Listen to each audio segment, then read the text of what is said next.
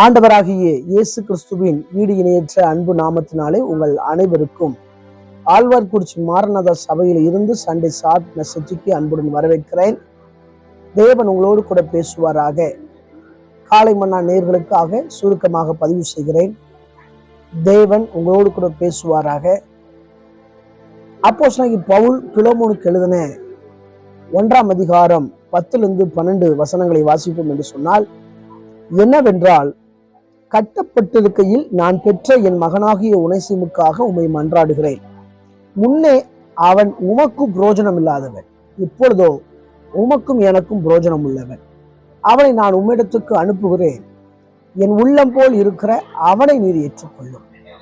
என் உள்ளம் போல் இருக்கிற அவனை ஏற்றுக்கொள்ளும். கடந்த வாரங்களாய் என் மனதிலே ஆண்டவர் ஒரு காரியத்தை வலியுறுத்தி கொண்டே இருந்தார். இந்த புரோஜனம் உள்ள பிலோமோனை பற்றி, அது மாத்திரமல்ல, அந்த ஒனேசிமை பற்றி பார்க்கும்போது அப்போஸ்தலனாகிய பவுலுக்கு எப்படி இருந்தார்னா, உள்ளம் போல் இருந்தார். அப்படின்னா என்ன தெரியுமா அர்த்தம்? பவுல் என்ன யோசிக்கிறாரோ அது அப்படியே அந்த ஒனேசிம் செய்வார். புரோஜனம் உள்ள பிலோமோனா இருந்திருக்கிறார். இந்த பிலோமோனை பற்றி இந்த ஒரு அதிகாரம் தான், 25 வசனம் தான் இருக்கு. நீங்க இதை வரிசைப்படுத்தி வாசித்து பார்த்தால் பிலோமோனிடம் ஏகப்பட்ட நல்ல சுபாவம் இருக்கு. அவர் அன்பா இருந்திருக்கிறார், விசுவாசமா இருந்திருக்கிறாரு, எல்லா பரிசுத்தவான்களையும் நேசித்திருக்கிறார். இதெல்லாம் அவருடைய நற்குணங்கள். முதல்ல கர்த்தரை வச்சிருந்திருக்காரு, அப்புறம் எல்லா பரிசுத்தவான்களையும் நேசித்திருக்கிறாரு. இப்படிப்பட்ட நல்ல சுபாவங்கள் பிலோமோன்கிட்ட இருக்கு. இந்த 25 வசனமும் ஒரு சிபாரிசு கடிதமாய் காணப்படுகிறது. அப்போஸ்தலனாகிய பவுல் சுவிசேஷம் அறிவித்ததுனால அவர் சிறைச்சாலையில் இருக்கிறார். ஆனால் இந்த ஒனேசிமு பிலோமோன் வீட்டுல ஏதோ ஒரு தவறு செய்ததுனால, சொல்றாங்க ஏதோ பணம் விஷயத்துல தவறு செய்திருக்கலாம் சொல்றாங்க, சில சொல்றாங்க ஏதோ ஒரு குடும்ப உறவுல ஏதோ பிரச்சனை பண்ணிருக்கிறாரு அப்படிலாம் சொல்றாங்க. ஆனா இந்த ஒனேசிமு தவறு செய்ததுனால அவர் சிறைச்சாலைக்கு போகிறார். அப்போஸ்தலனாகிய பவுல் சுவிசேஷம் சொன்னதுனால போகிறார். இப்போ அப்போஸ்தலனாகிய பவுல் முதிர் வயதா இருக்கிறார், ஆனா சிறைச்சாலையில இருக்கிறார். அவர் இயேசு கிறிஸ்துவின் நிமித்தம் கட்டப்பட்டவரா இருக்கிறார். முதிர் வயதா இருந்தாலும் அவரை ஆட்கொண்டது யாருன்னா ஆண்டவராக இயேசு கிறிஸ்து ஆட்கொண்டார்.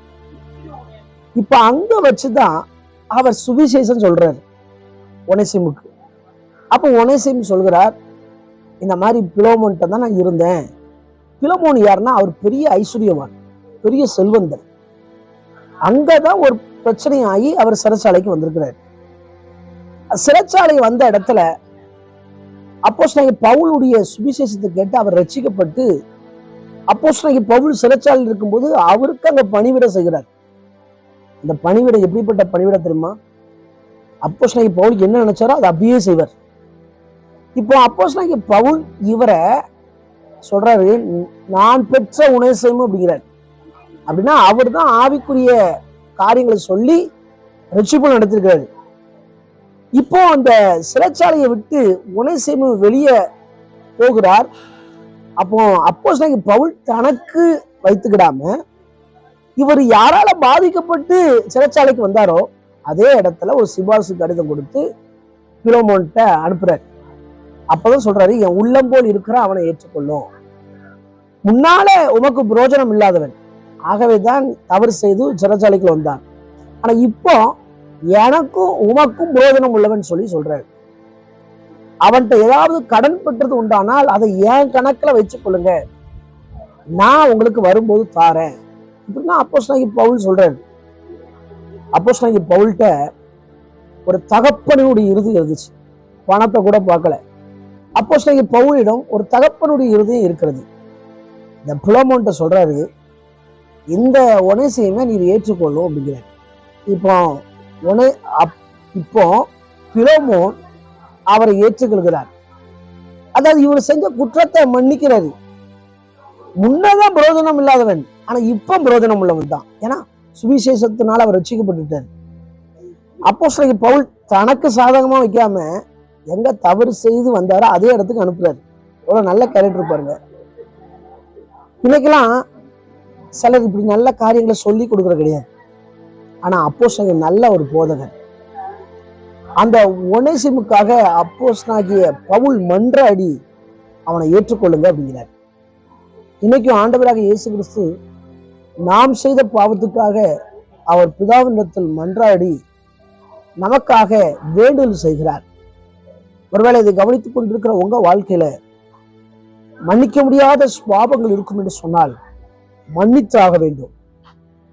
அப்போஸ்தலனாகிய பவுல், அவருக்கும் அது ஒரு கஷ்டம்தான் இவனை ஏத்துக்கிடுறது. ஆனா ஏத்துக்கிட்டார். இந்த மன்னிக்கிற ஹார்ட் பிலோமோனுக்கு காணப்படுகிறது. இன்னைக்கும் நம்முடைய வாழ்க்கையில மன்னிக்கிற சுபாவம் இருக்கு. குடும்பத்துல உள்ளவங்க, சபையில உள்ளவங்க, நமக்கு நெருக்கமானவங்க எல்லாம் மன்னிச்சு வாழ்வோம். ஆகவேதான் புரோஜனம் உள்ள பிலோமோனாக இருந்திருக்கிறார். நீங்கள் நானும் புரோஜனமா இருப்போம். கர்த்தர் நம்மளை ஆசீர்வதிப்பாராக. கண்களை மூடி ஜெபிக்கலாம். எங்களை நேசிக்கிற நல்ல தகப்பனே, ஆண்டவரே ஸ்தோத்திரம். இந்த பிலோமோன் ஒனேசிமை ஆண்டவரை ஏற்றுக்கொண்டது போல ஆண்டவரை நாங்களும் ஆண்டவர் ஸ்தோத்திரம் தவறு செய்து வருகிறவர்களை ஏற்றுக்கொள்ளணும். பிலோமோன்ட்ட எப்படி மன்னிக்கிற சுபாவம் இருந்துச்சோ அதே போல நாங்களும் மன்னிக்கிற சுபாவம் இருக்கணும்.